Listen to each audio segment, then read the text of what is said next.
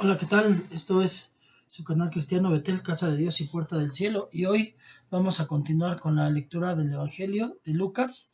Ya estamos en el capítulo 3. Y bueno, vamos a comenzar. Eh,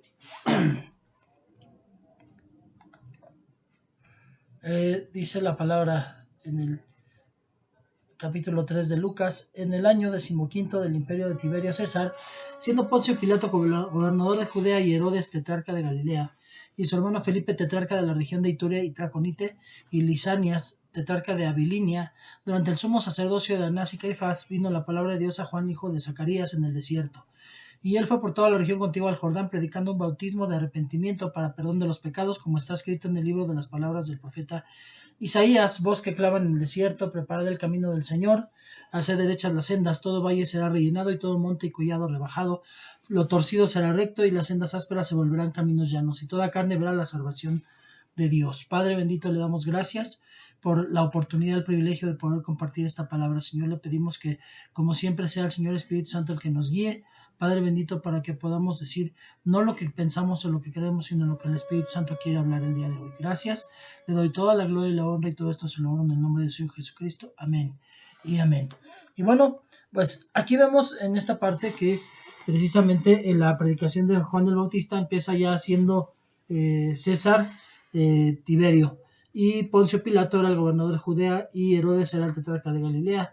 Y bueno, vemos que finalmente por algo también nos habla de potestades, porque finalmente también en el lado contrario de potestades, así como el Señor puso 5 ministerios y es la mano de Dios, en ese momento también ya se había ido la mano de Dios de ahí, y vemos que nos habla precisamente esta línea de autoridad, nos habla de Tiberio César, 1, Poncio Pilato, 2, Herodes tetrarca de Galilea, 3, Felipe tetrarca de la región de Iturea y Traconite, y Lisinias tetrarca de Abilinia, 5, o sea, las potestades que estaban dominando en ese momento en lo espiritual era lo que de alguna manera detrás de ellos obviamente habían espíritus que estaban dominando en ese lugar. Por eso está hablando de 5 potestades que estaban ahí en ese tiempo.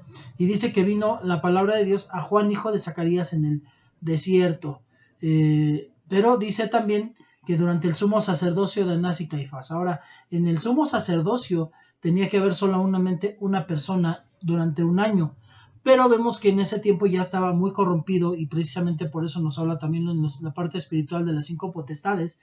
Estaba ya muy corrompido esto, y Anás había sido el sumo sacerdote, pero él tenía toda la autoridad y el poder ahí, y Caifás era su yerno y estaba puesto digamos, por dedazo de Anás, y Caifás, aunque era el oficial, se consideraba Anás también sumo sacerdote porque él era el que tenía la autoridad.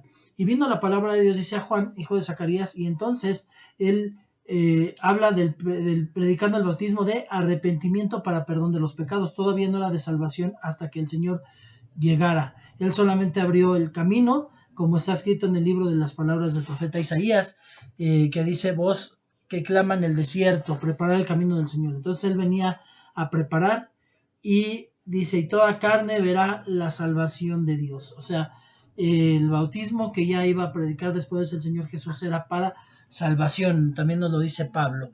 Por eso decía a las multitudes que acudían para él que les bautizara: camada de víboras, ¿quién os enseñó a huir de la ira venidera? Por tanto, dad frutos dignos de arrepentimiento, y no comencéis a deciros a vosotros mismos: tenemos a Abraham por padre, porque os digo que Dios puede levantar hijos a Abraham de estas piedras.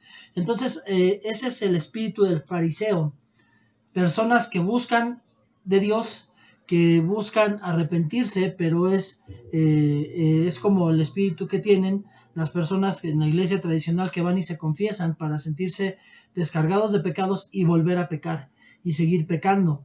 Y de hecho, bueno, en ese lugar hasta se puede pagar por adelantado, ¿no? Está lo que ahorita no recuerdo el nombre, cómo se le llama, pero pero pueden hasta casi pagar por pecar, ¿no?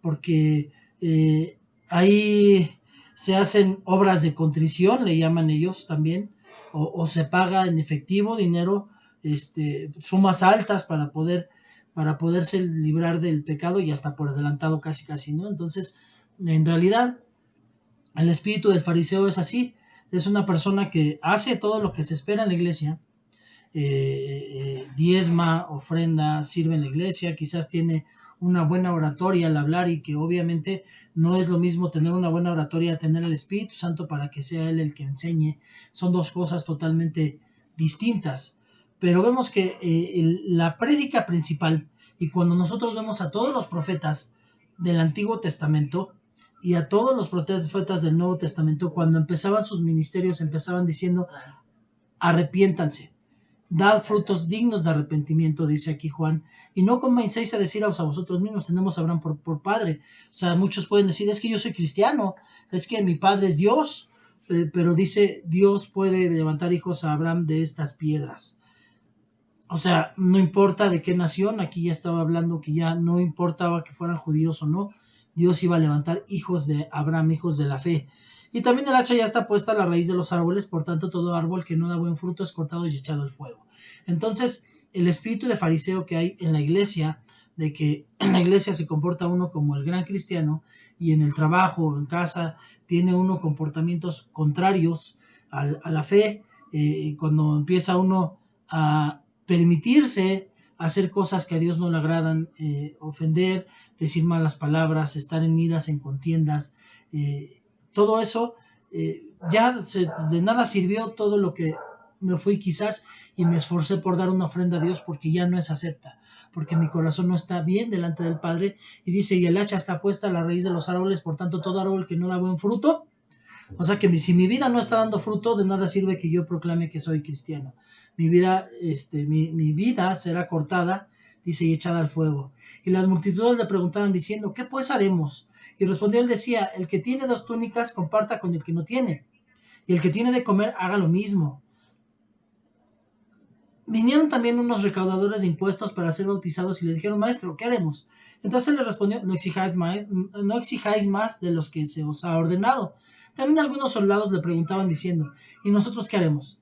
Y él les dijo, a nadie extorsionéis, ni a nadie acuséis falsamente, y contentaos con vuestro salario. Esto precisamente también no está prohibido estar en las Fuerzas Armadas, en la policía, en la política como cristiano, pero ese es el consejo que daría Juan el día de hoy. Dice, ¿y nosotros qué haremos? Y él les dijo, a nadie extorsionéis, a nadie acuséis falsamente y contentaos con vuestro salario. Esos son 3 puntos bien importantes para caminar realmente de la manera correcta para con Dios.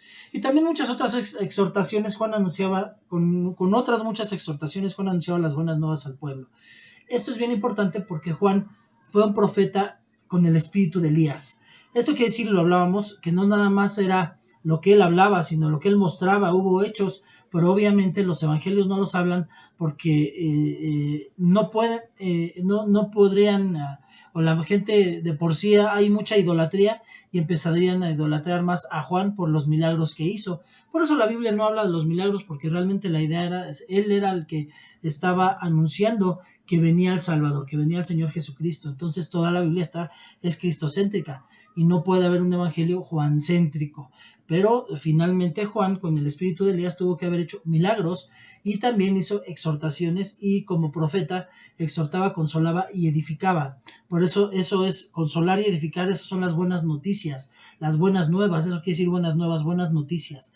Entonces el cristiano da buenas noticias, no malas. Muchas veces vemos el libro de Apocalipsis como un libro de terror y mucha gente así lo enseña y lo explica diciéndole a la gente, es que esto es lo que te va a pasar si no crees, y casi les hacen manita de puerco para que crea la gente, y no es así. La gente tiene que creer por su propia decisión, no porque le convenza a uno, pero nuestro mejor evangelismo es nuestra forma de vivir para que la gente diga, aquí hay algo diferente. Ajá. Y entonces vemos que Juan tenía se sorprendían de quién era, por eso jalaba multitudes, y ellos por eso se preguntaban si no sería el Cristo, a lo que Juan respondió diciendo a todos, yo os bautizo con agua, pero el que viene es más poderoso que yo, a quien no soy digno de desatar la correa de sus sandalias. Él los bautizará con el Espíritu Santo y fuego. Entonces él dice que hay una diferencia entre el bautismo en agua que él hacía y el bautismo en el Espíritu Santo y fuego, y el bautismo de arrepentimiento y el bautismo de salvación. El viento está en su mano para limpiar completamente su era, recoger el trigo en su granero, pero quemará la paja en un fuego inextinguible.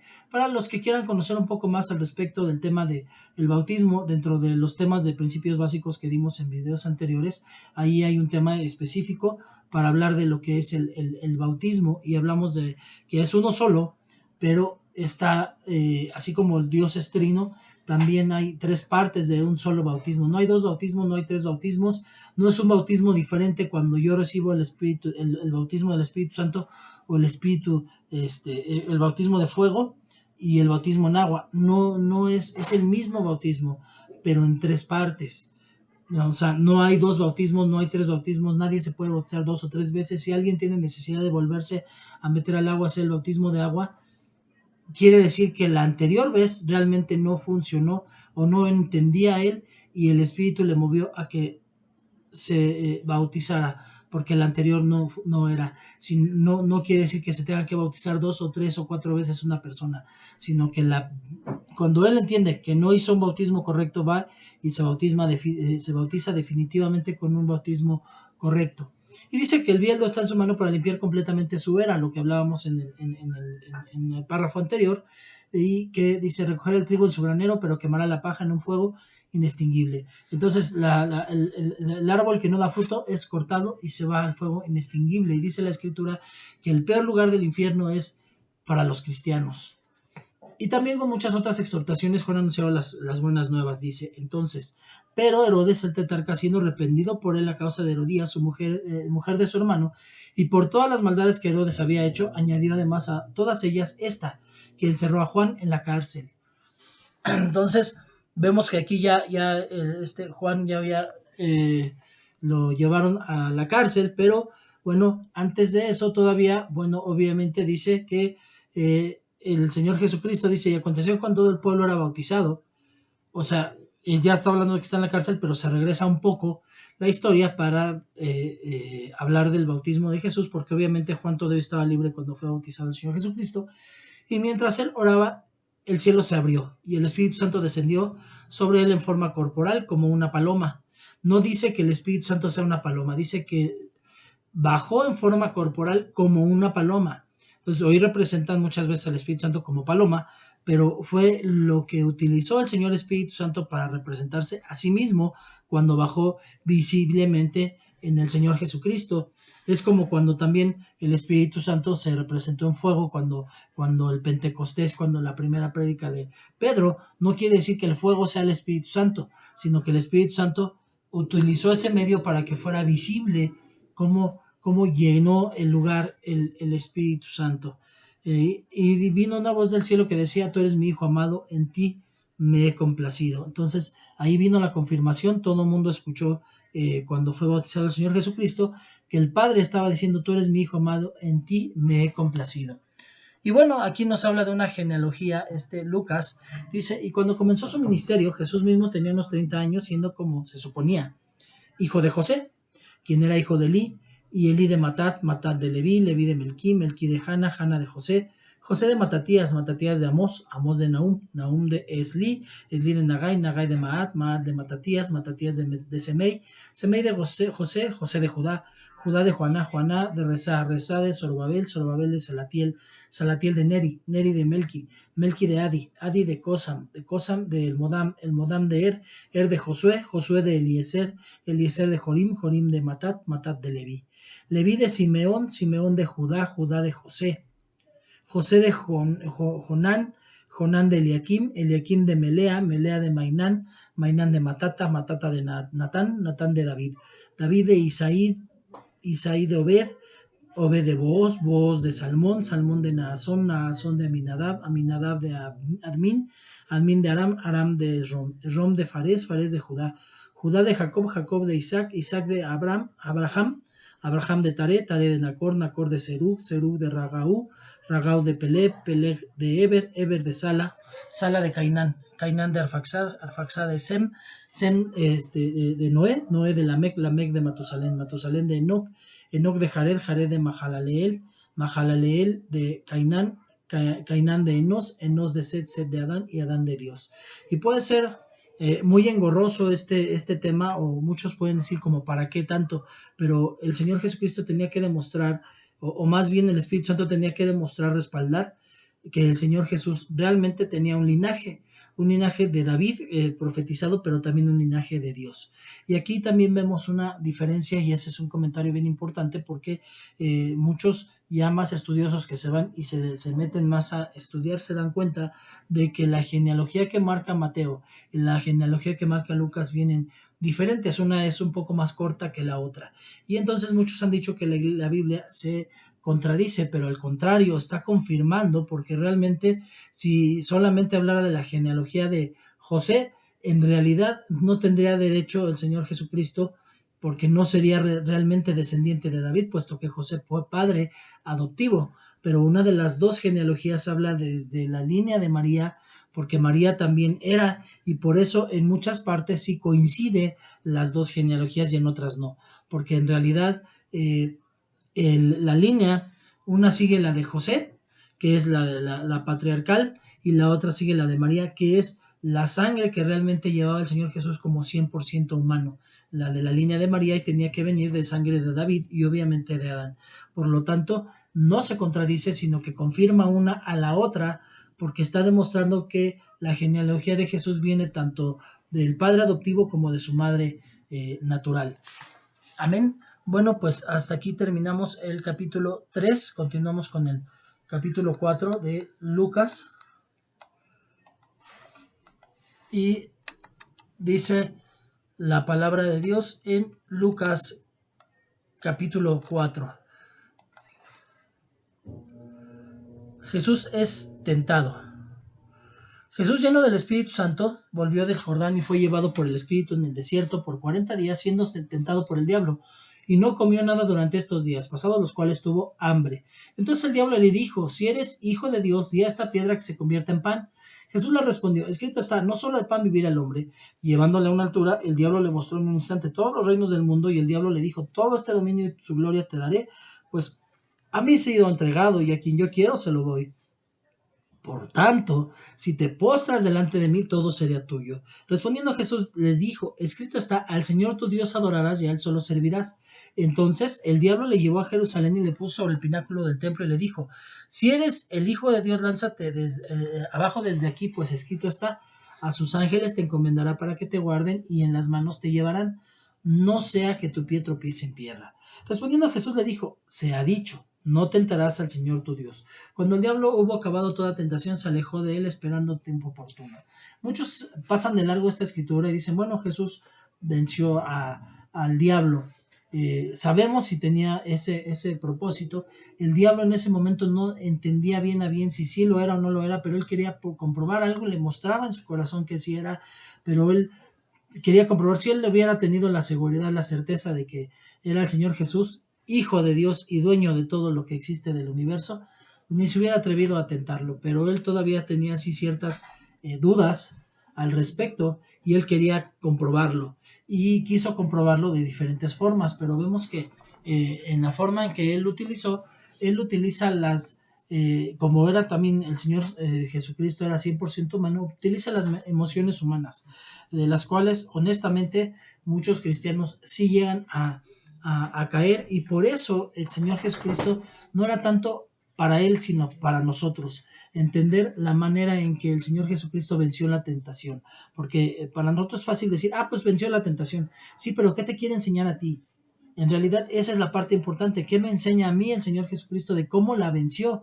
Porque si Él es mi ejemplo y yo soy cristocéntrico, lo mejor que yo puedo hacer es vencer la tentación como el Señor Jesucristo lo hizo. Y entonces es cuando tenemos que analizar esta parte, y dice que primero ayunó. De inicio ayunó. Muchos quieren aventarse 40 días y muchos han dicho, ojalá, yo espero que sí haya verdaderos, pero no todos tienen la fuerza para aventarse realmente 40 días de ayuno, y si no son guiados por el Espíritu Santo, menos. Entonces, pero vemos que él sí lo hizo, 40 días, Moisés lo hizo también 40 días, pero ha habido quienes sí, y gloria a Dios, a mí me ha dado la oportunidad del Señor Jesucristo de poderle ofrecer un ayuno así, pero en 80 días, o sea, un día sí, un día no, 40 días de ayuno. Entonces, he tenido ese privilegio, esa oportunidad, pero así como que 40 días, yo no todavía no me siento suficientemente preparado para hacer un ayuno así. De hecho, pues hoy ya por mi edad y por mi salud, ya para mí hay diferentes ayunos y yo normalmente utilizo el de las 6 de la tarde a las 6 de la tarde, así ceno un día y desayuno y como al otro. O sea, esa es la parte de ayuno de 24 horas y también tomando líquidos, porque no es un ayuno religioso, sino es un ayuno de corazón, lo que uno le quiere ofrecer al Señor realmente. Y es así, finalmente habrá momentos en que sí me muestra el Señor que hay una necesidad de un ayuno al 100% y lo llego a hacer, o ayunos de diferentes cosas, de cosas que nos gusta hacer, quizás televisión, no sé, internet, todo eso, se puede ayunar también y ofrecérselo a Dios, y es un ayuno que Dios lo acepta. Pero vemos que, bueno, el Señor Jesucristo, primero de inicio para guerrear, ayunó. Entonces, si nosotros estamos guerreando, tenemos que ayunar. El problema es que en el mover de nuestra casa espiritual, cada año tenemos nuestros 40 días de ayuno y oración, en los cuales muchas veces antes de que empiece, muchos dicen, es que apenas voy a empezar y ya empecé con problemas, situaciones. Cuando alguien comenta eso, lo único que me está mostrando es que en realidad no ha entendido que la guerra es 24 horas. El soldado usa las botas puestas, trae las botas puestas de noche, con un ojo duerme y con otro vigila. ¿Por qué? Porque sabe que la guerra es continua y que el enemigo puede llegar de sorpresa. Entonces, el cristiano tiene que estar así. Si un cristiano no tiene la costumbre de ayunar y orar y nada más lo hace durante los 40 días de ayuno y oración, pues en realidad no está haciendo la guerra y por eso le va como le va, porque el diablo sabe que no está preparado, que no se ha capacitado y que no puede entrar en una guerra y por eso pierde la guerra espiritual en vez de ganarla, y por eso habla mal de ese tiempo, porque dice, es que el diablo y es que me atacó, y es que yo cuando alguien me dice que el diablo le atacó, yo lo primero que me preguntaría es ¿cuánto tiempo lleva sin orar? Y obviamente sin ayunar.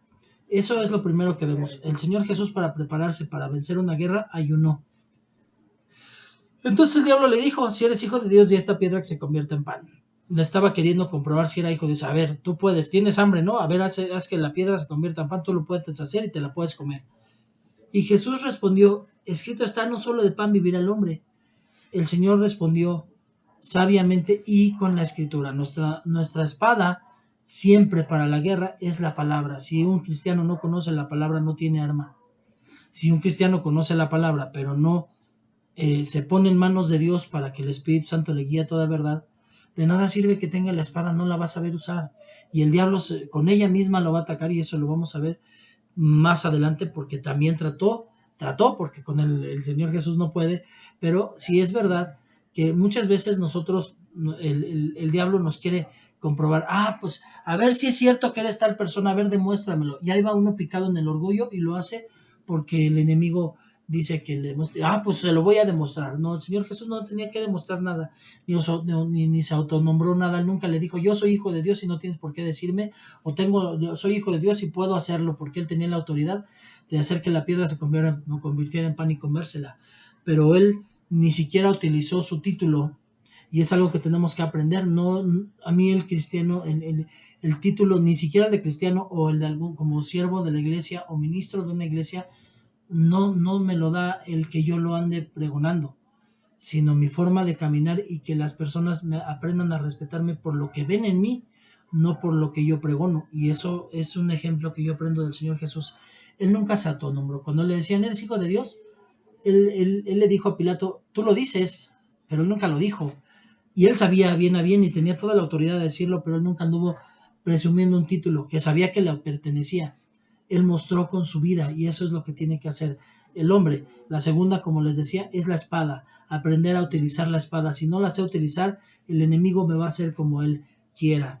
Y bueno, una vez que le contestó con la espada, con la palabra, no solo de pan vivirá el hombre, llevándole a una altura, el diablo le mostró en un instante todos los reinos del mundo.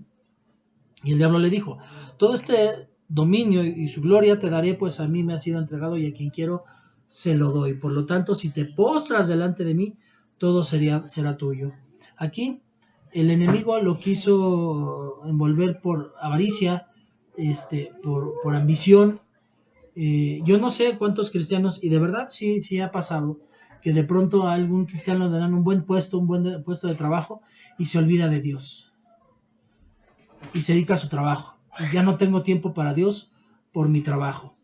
Entonces, tenemos que ver en esta parte que, que el enemigo también te va a picar en la parte de darte para que te distraigas.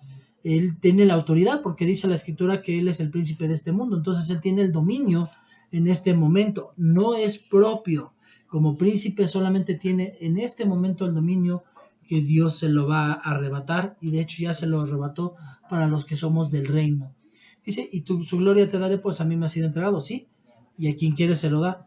Pero el Señor Jesucristo le respondió, escrito está, al Señor tu Dios adorarás y a Él solo servirás. ¿Cuántos sí han sido tentados, sí han salido de la iglesia por buscar los bienes materiales? Muchos porque no ven bienes materiales, dicen, es que yo diezmo, ofrendo, y yo no veo que el Señor cambie mi situación, sigo igual que hace 30, 40, 50 años, y se dejan llevar por lo material.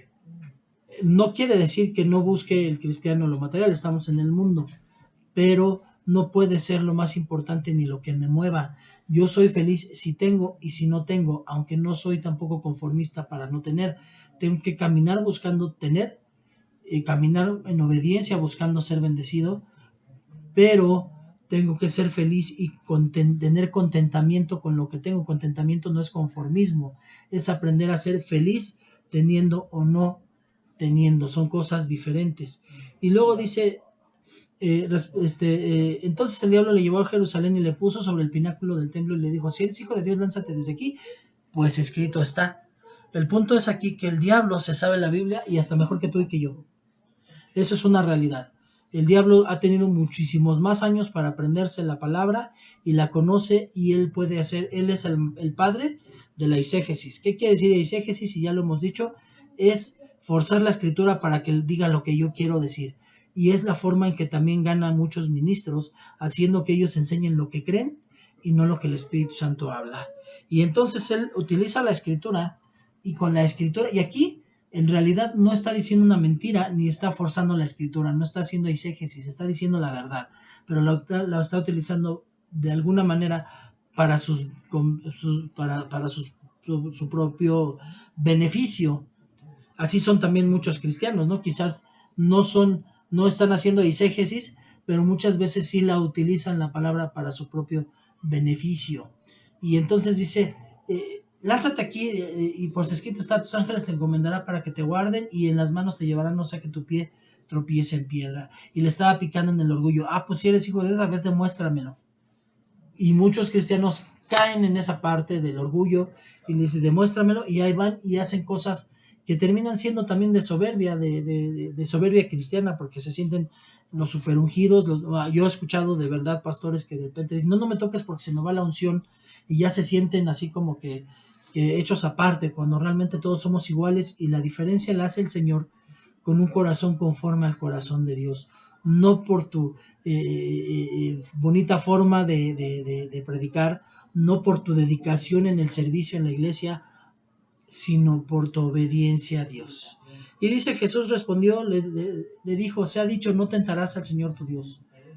El Señor también le contestó con la palabra, pero no dejándose llevar ni por materialismo, ni por ni por orgullo, ni por ni por soberbia.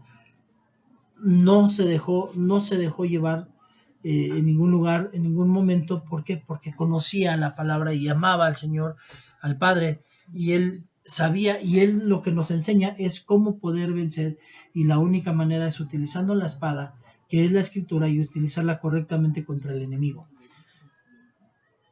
Ministerio en Galilea, versículo 14. Jesús regresó a Galilea en el poder del Espíritu, y las nuevas acerca de él se divulgaron por toda aquella comarca, y enseñaba en su sinagoga siendo alabado por todos. Es algo lógico, correcto. No es que el cristiano busque fama, pero va a llegar el momento en que se hable de él. ¿Por qué? Porque cuando estás en el poder del Espíritu, cuando realmente estás siendo utilizado por el Espíritu, cuando el Espíritu te utiliza para hablar, pues obviamente se va a estar divulgando por ti, vas a empezar a ser conocido. pero no se trata de ti.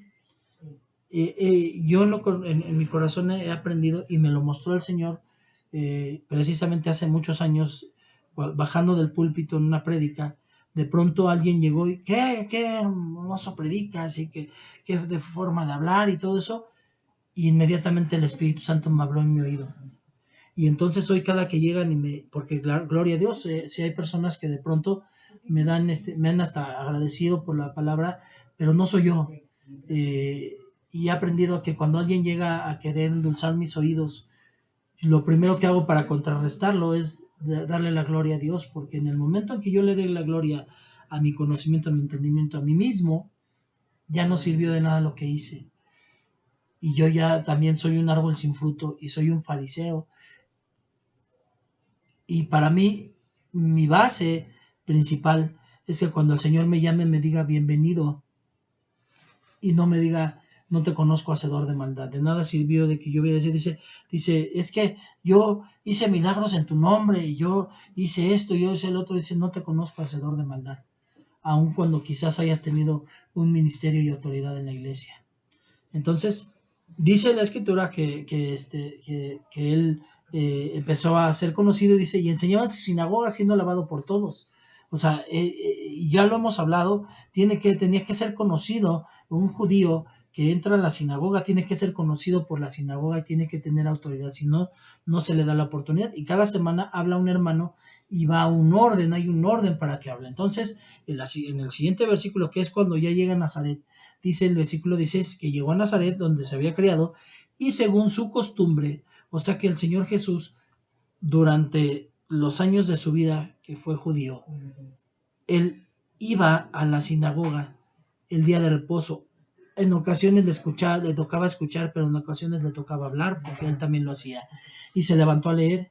Y le dieron el libro del profeta Isaías, y abriendo el libro halló el lugar donde estaba escrito: el Espíritu del Señor está sobre mí, porque me ha ungido para anunciar el Evangelio a los pobres, me ha enviado para proclamar libertad a los cautivos, la recuperación de la vista a los ciegos, para poner en libertad a los oprimidos, para proclamar el año favorable del Señor.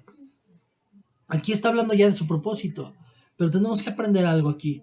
Primero, dice que donde él se había criado, según su costumbre, entró en la sinagoga. O sea que el Señor Jesús iba el Shabbat a leer la escritura en la sinagoga y comentaba, se hacía un comentario de la palabra. Él toma el libro y no fue casualidad, cada semana se va leyendo y Dios es un Dios de orden, así como yo la semana que entra no voy a hablar de Deuteronomio, la que sigue de números, sino que llevamos un orden y venimos hablando de la manera correcta, el orden en que se debe de leer la palabra. Si bien precisamente Juan, iniciamos leyendo Juan, porque Juan es donde habla de Jesús Dios, y después vemos los otros tres rostros de Jesús. Ya después el libro de los Hechos, Lucas y Hechos, es como un solo libro, realmente es una misma historia ligada de la vida de Jesús y la vida de la primera iglesia, pero es una historia ligada de Lucas, y entonces por eso la vamos a leer juntas. Obviamente leyendo Lucas, terminando seguiremos con Hechos, pero es un Dios de orden, y entonces Jesús no se le ocurrió leer esa parte, no lo abrió nada más al azar, sino que era lo que seguía. Dios tenía trazado un propósito y en ese momento tenía que leer esa parte del Señor. Y él habla de su propósito. Y nosotros, siendo cristocéntricos y tomando el ejemplo no de, aunque yo tenga excelentes autoridades, mi padre espiritual, hermanos en la iglesia, yo no tomo el ejemplo de ellos, sino mi ejemplo es el Señor Jesucristo. Y el Señor Jesucristo dijo que se había cumplido en el libro del profeta Isaías esta escritura donde dice: el Espíritu del Señor está sobre mí, porque me ha ungido para anunciar el Evangelio a los pobres, me ha enviado para proclamar libertad a los cautivos, la recuperación de la vista a los ciegos, para poner en libertad a los oprimidos y para proclamar el año favorable del Señor. Y entonces se cumple la escritura, él empieza a hablar y después se sentó y todos lo estaban escuchando, pero hoy yo tengo que hacer rema en mi corazón porque yo sigo el ejemplo del Señor Jesucristo. Entonces lo sigo leyendo, como es mi costumbre, la palabra del Señor. Leo lo que el Señor quiere, Él pone el tema, no yo. Y después, ahora ya hago rema en mí esta escritura: el Espíritu del Señor está sobre mí. El Señor ahora, el Señor Jesús, el Espíritu del Señor Jesús está sobre mí, Ricardo. Ahora yo pongo mi nombre, ahora tú pon tu nombre, el Espíritu del Señor está sobre mí, porque Él me ha ungido para anunciar el Evangelio a los pobres, me ha enviado para proclamar libertad a los cautivos, la recuperación de la vista a los ciegos, para poner en libertad a los oprimidos y para proclamar el año favorable del Señor. Este es mi propósito por el cual vivo hoy, que fue el que me dio mi Señor Jesucristo. Y dice aquí que cerrando el libro lo devolvió al asistente y se sentó. Y los ojos de todos estaban fijos en él, y comenzó a decirles: hoy se ha cumplido la escritura que habéis oído. Y todos hablaban bien de él, y se maravillaban de las palabras llenas de gracia que salían de su boca, y decían: ¿no es este el hijo de José? Entonces les dijo: sin duda me citaréis este refrán: médico, cúrate a ti mismo. Esto es todo lo que oímos que se ha hecho en Capernaum, haz también aquí en tu tierra. Y dijo: en verdad os digo que ningún profeta es bien recibido en su propia tierra, pero en verdad os digo, muchas viudas había en Israel en los días de Elías, cuando el cielo fue cerrado por 3 años y 6 meses, cuando hubo gran hambre sobre toda la tierra, y sin embargo a ninguna de ellas fue enviado Elías, sino a una viuda de Sarepta, en la tierra de Sidón. Y muchos leprosos había en Israel en tiempos del profeta Eliseo, pero ninguno de ellos fue limpiado, sino Naamán el sirio. Y todos en la sinagoga se llenaron de ira cuando oyeron estas cosas, porque estaba hablando de que Dios había bendecido, y era verdad, por medio de Elías, a extranjeros, no a nativos, no a judíos, sino a otros. Cuando hubo hambre en la tierra fue a una mujer de Sarepta, no de Judá. Cuando hubo sanidad de leproso, no fueron los leprosos judíos, sino un capitán del ejército enemigo. Y todos se llenaron de ira cuando dijo estas cosas. Y levantándose, le echaron fuera de la ciudad y le llevaron a la cumbre del monte sobre la cual estaba edificada su ciudad para despeñarle. Pero él, pasando por medio de ellos, se fue. Y aquí hay una enseñanza bien importante. Él fue a donde él vivió de niño. Ahí vivían sus hermanos. Sus hermanos, dice otra parte en la escritura, en Mateo, dice que ellos pensaban que estaba loco. En realidad, ellos no creían en él, y muy probablemente o muy seguramente ellos estaban en ese momento ahí, y a lo mejor ellos fueron de los que incitaron o cómplices de los que estaban queriendo despeñarle al Señor Jesucristo. Él, pasando por medio de ellos, se fue, pero la enseñanza aquí es esta. Él pasó 3 años predicando el Evangelio. Sus hermanos conocían sus obras desde... Él era el mayor, así que lo conocían de toda la vida. Y sin embargo, ellos creían que estaba loco. No creían en él. Y él predicó 3 años y no lo seguían, y quizás hasta lo atacaron y quisieron ser parte de los que querían matarle. Y hubo persecución, obviamente, hasta dentro de su familia. Pero vemos el resultado de su testimonio, de sus hechos, de su amor, de lo que él hizo, cuando vemos que en la misma Biblia 2 de sus hermanos nos dejaron un legado: Santiago y Judas. Los libros que vemos, o las cartas que vemos de Santiago y de Judas, son hermanos de Jesús. A eso se refiere, son hermanos de Jesús, el primer líder verdadero de la iglesia cristiana del primer siglo, que fue Santiago, y Judas. Entonces, vemos el resultado, que quizás hoy tú te desesperes, tú quizás no entiendas por qué hay familiares que no han querido convertirse al Señor Jesucristo, pero muchas veces tu vida, primero tus hechos y después tu vida, es la que va a hacer que otros se conviertan. Quizás hoy no pueda entender tu familia, quizás muchos a los que les has predicado no quieren creer, no buscan de Dios, no han tenido un encuentro con Dios. Pero yo te digo algo: el Señor Jesús murió, y uno de sus hermanos tan entendió el propósito que fue el primer líder de la iglesia cristiana primitiva. Entonces, tú tienes esperanza también. Quizás no has visto resultados con tu familia, pero sabes una cosa: si el Señor ya los compró, vale la pena aún que des tu vida porque ellos se conviertan. Amén. Y bueno, pues él, pasando por medio de ellos, se fue. Jesús enseña en Capernaum, y descendió a Capernaum, ciudad de Galilea, y les enseñaba en los días de reposo, y se admiraban de su enseñanza porque su mensaje era con autoridad. O sea, él no enseñaba como los fariseos. Los fariseos hacían así como que se trataban de aparentar ser buenos y todo. No, él hablaba con autoridad. Tenemos que aprender algo. Moisés era el hombre más manso, pero él aprendió. Él iba a ser faraón, él no hablaba suavecito. Hoy vemos en la iglesia tradicional que muchos hasta lo son, pero hablan así muy, muy afeminados, no hablan con autoridad. Y vemos la diferencia. El Señor Jesús hablaba con autoridad, hablaba fuerte. Entonces, muchos también nos lo sacan en las películas hablando suavecito y así como que él no era así. Él hablaba con autoridad y le decía al pecado, pecado, y lo confrontaba a los fariseos y por eso lo querían matar. Cuando tú hablas suavecito, nadie te va a querer matar, nadie te va a perseguir, pero cuando tú confrontes a la gente con su pecado, realmente con la autoridad delegada por Dios, entonces hasta en tu familia te van a perseguir. Eso es algo que le pasó a Jesús y es algo que a todos sus seguidores nos va a suceder. Y dice que estaba en la sinagoga un hombre poseído por el espíritu. Imagínense, dentro de la sinagoga estaba un endemoniado. Estaba poseído por el espíritu de un demonio inmundo y gritó a gran voz: déjanos, ¿qué tenemos que ver contigo, Jesús de Nazaret? ¿Has venido a destruirnos? Yo sé quién eres, el Santo de Dios. Entonces Jesús lo reprendió diciendo: cállate y sal de él. No hizo más, no hizo un rito, no cantó salmos, no, simplemente él dijo con autoridad: cállate y sal de él. Y después el demonio lo derribó en medio de ellos y salió de él sin hacerle ningún daño. Y todos se quedaron asombrados y discutían entre sí diciendo: ¿qué mensaje es este? Porque con autoridad y poder manda a los espíritus inmundos y salen. Y su fama se divulgaba por todos los lugares de las regiones circunvencinas. Hoy hasta hay libros de cómo hacer exorcismos, cuando en realidad, cuando hay una liberación, es por la autoridad del Señor Jesucristo.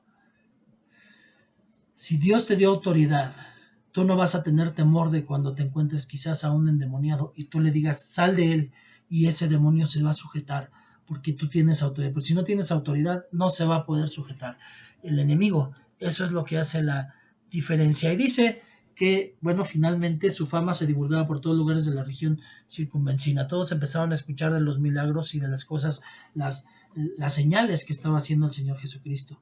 Versículo 38. Y levantándose, salió de la sinagoga y entró en la casa de Simón. Y la suegra de Simón se hallaba sufriendo con una fiebre muy alta y le rogaron por ella. E inclinándose sobre ella, reprendió la fiebre y la fiebre la dejó. Y al instante ella se levantó y le servía. Esta es también autoridad. Primero nos enseña a que podemos sacar demonios de las personas, pero también la autoridad de también la enfermedad deje a la persona. Si tú llegas y unges, pero tu vida está respaldada, por supuesto que el Señor te va a respaldar cuando tú llegas y unges a una persona y reprendes la enfermedad y la enfermedad se va. Por eso el cristiano, cada que nos piden la oportunidad de ir a orar por alguien, no lo menospreciamos porque es el ejemplo que el Señor nos dio y vamos y oramos para que sean liberados de sus enfermedades también. Y al instante ella se levantó y le servía. Pero vemos ahora lo importante también de este versículo o de estos dos versículos, porque en realidad en la iglesia tradicional de hecho hasta les prohíbe a los líderes de su iglesia casarse. Y Pablo dice: y prohibirán casarse y otras muchas cosas.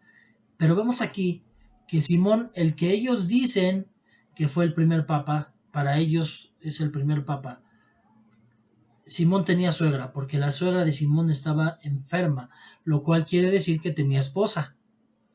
Y cuando el Señor Jesús la sanó, ella se levantó y le servía al Señor Jesús y a todos los que estaban ahí. La suegra de Simón Pedro. Pedro, el discípulo de Jesús que dice la iglesia tradicional que fue el primer apóstol, estaba casado. Y entonces, ¿dónde está la prohibición? Y eso ha llevado en esa iglesia a mayor pecado porque al no tener una familia, viven en adulterio, en amaciato o en homosexualidad. Y bueno, versículo 40, al ponerse el sol, todos los que tenían enfermos de diversas enfermedades se los llevaban a él, y poniendo las manos sobre cada uno de ellos, los sanaba. También de muchos salían demonios, gritando y diciendo: tú eres el Hijo de Dios, pero reprendiéndolos no les permitía hablar porque sabía que él era el Cristo. Entonces pensamos viendo que habla nada más de un endemoniado, después de una enferma, que era la suegra de Pedro, pero después en la prédica, al ponerse el sol, todos los que tenían enfermos iban y se los llevaban a él, y él imponía manos y sanaba. Y también salían muchos demonios, pero no les permitía hablar el Señor Jesús. Respetaban la autoridad y reconocían la autoridad del Señor Jesús. Cuando tú eres un verdadero hijo de Dios, el enemigo te reconoce y te respeta tu autoridad. Jesús recorre otras ciudades. 42. Cuando se hizo de día, salió y se fue a un lugar solitario, y las multitudes le buscaban, y llegaron a donde él estaba y procuraron detenerle para que no se separara de ellos, pero él les dijo: también a las otras ciudades debo anunciar las buenas nuevas del reino de Dios, porque para esto he sido enviado. Entonces dice que ya había muchas personas que le buscaban y llegaban a donde él estaba y procuraban detenerle para que no se separara de ellos, pero en ese momento él no se podía establecer. Él estaba llevando la palabra del reino a mucha gente, a muchas más. Había necesidad de alcanzar más personas, si bien obviamente les dejó también el trabajo a los discípulos, a los 12, para que después se siguiera, y hasta hoy dice la escritura que se va a terminar esto hasta que haya sido evangelizado todo el mundo, en todo el mundo se haya escuchado la palabra de Dios. Entonces, pero en ese momento todavía él tenía que seguir, y dice que predicaba en las sinagogas de Judea. El Señor Jesús sí entraba a las sinagogas, sí predicaba y sí reconocían su autoridad. Amén. Bueno, pues vamos a dar gracias, Padre bendito, le damos toda la gloria y la honra. Gracias por lo que usted nos compartió y gracias por los comentarios de mi Señor Espíritu Santo. Como siempre, Señor bendito, yo sé que los errores son míos, los aciertos siempre serán de mi Señor Espíritu Santo, que nos lleva a toda verdad. Gracias.